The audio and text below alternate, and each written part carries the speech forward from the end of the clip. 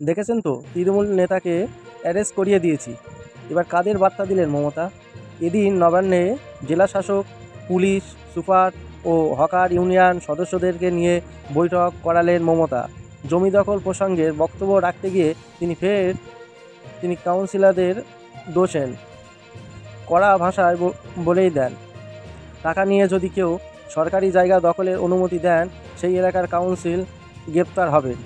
নির্দেশের আগেই দিয়েছিলেন মুখ্যমন্ত্রী মমতা, সরকারি জমি যারা দখল করে রেখেছেন তাদের ছেড়ে কথা হবে না, তা সে যেই দলেরই হোক।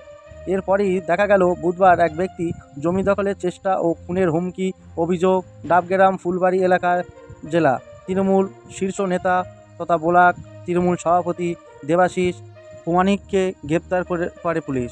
এরপর আজ মুখ্যমন্ত্রী মমতা জানিয়ে দেন তার নির্দেশে গ্রেপ্তার করা হয়েছে ওই তৃণমূল নেতাকে। এদিন নবান্নে জেলাশাসক, পুলিশ সুপার ও হকার ইউনিয়ন সদস্য নিয়ে বৈঠক করলেন মমতা। জমি দখল প্রসঙ্গে বক্তব্য রাখতে গিয়ে তিনি কাউন্সিলরদের দোষারোপ করেন, কড়া ভাষায় বলেই দেন, টাকা নিয়ে যদি কেউ সরকারি জায়গা দখলের অনুমতি দেন, সেই এলাকায় কাউন্সিল গ্রেপ্তার হবে, কাউকে রেহাই করা হবে না। এরপরই মমতা বলেন, এরপর মুখ্যমন্ত্রী লোকাল বিভিন্ন কাউন্সিলরদের উদ্দেশ্যে কড়া বার্তা দিয়েছেন, বলেন, সে যে কাউন্সিল এলাকায় এই সব হবে তাকে গ্রেপ্তার করতে হবে। দেখেছেন তো, আমি ডাবগ্রামে তৃণমূল নেতাকে গ্রেপ্তার করিয়ে দিয়েছি।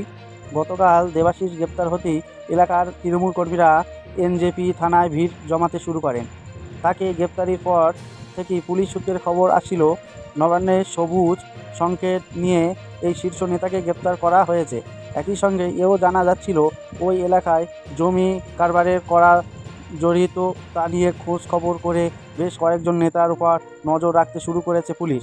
এরপর আজ খোদ মুখ্যমন্ত্রী জানান, অভিযোগ পেতেই গ্রেপ্তার করিয়েছেন তিনি।